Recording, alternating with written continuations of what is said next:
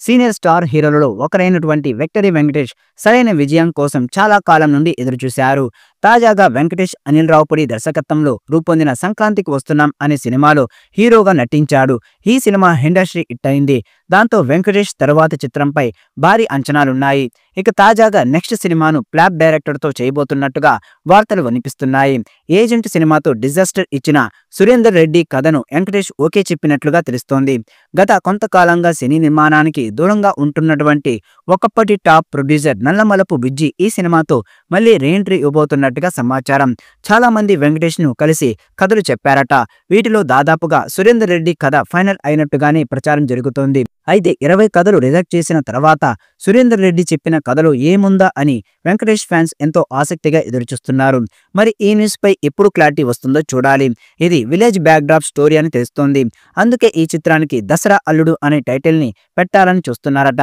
త్వరలోనే ఈ కాంబినేషన్ మీద ఒక క్లారిటీ వచ్చే అవకాశం ఉంది. దర్శకుల కథలను వింటున్నప్పటికీ ఏదైనా సినిమా ఓకే అయినా కూడా 2-3 నెలల విశ్రాంతి తర్వాతనే మూవీని స్టార్ట్ చేయబోతున్నాడంట వెంకటేష్.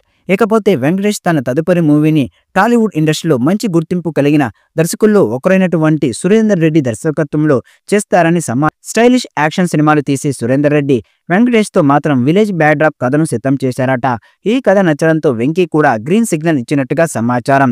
పూర్తి కథను సిద్ధం చేయాలని చెప్పినట్టుగా తెలుస్తోంది. కథ మొత్తం కంప్లీట్ అయ్యి వెంకటేష్ ఓకే చేస్తే వెంకీ నుండి వచ్చే 77వ సినిమా ఇదే అవుతుంది. సంక్రాంతికి వస్తున్నాం లాంటి బిగ్గెస్ట్ బ్లాక్ బాస్టర్ తర్వాత వస్తున్న చిత్రం కావడంతో అంచనాలు భారీగా ఉంటాయి. ఆ అంచనాలను తగ్గట్టుగా సినిమా తీసి హిట్ కొట్టాలని ప్లాన్ చేస్తున్నారు. మరి ఈ చిత్రం మీద అధికార ప్రకటన ఎప్పుడు వస్తుంది అన్నది ఆసక్తికరంగా మారింది. ఈ వీడియోపై మీ అభిప్రాయాన్ని కమెంట్ బాక్స్లో తెలియజేయండి. వీడియో మీకు నచ్చితే లైక్ చేయండి, షేర్ చేయండి, కమెంట్ చేయండి. మరిన్ని అప్డేట్స్ కోసం మన ఛానల్ని సబ్స్క్రైబ్ చేయండి. పక్కనే ఉన్న గంట సింబల్ని గట్టిగా కొట్టండి.